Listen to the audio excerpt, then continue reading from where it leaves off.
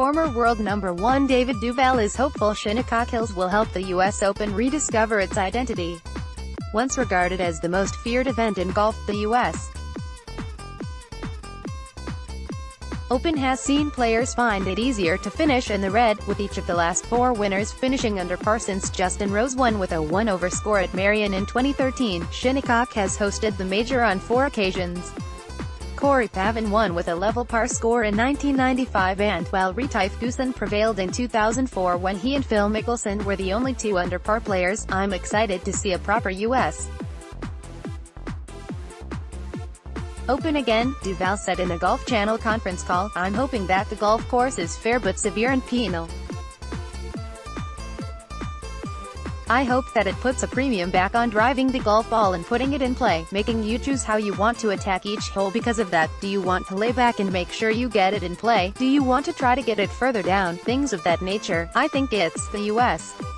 Open lost its bearings a little bit the last few years, and hopefully with this next run of multiple years with some kind of historical U.S.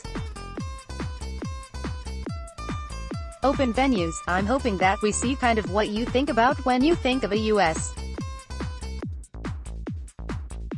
Open, tight fairways, high rough, fast greens, hard, fast playing conditions, a real mental test as well as a physical test. I think the challenge for the USGA is to try to reclaim the identity of the U.S.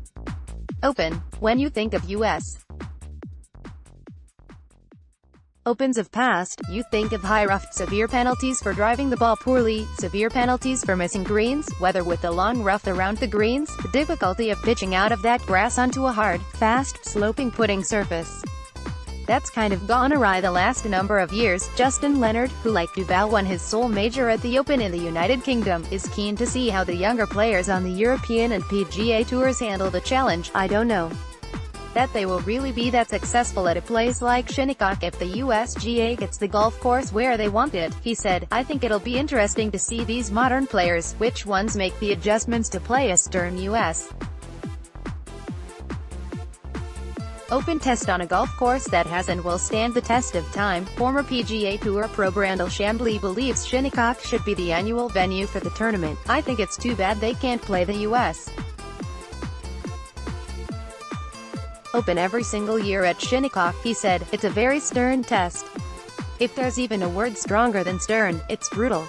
The last round of the 2004 U.S.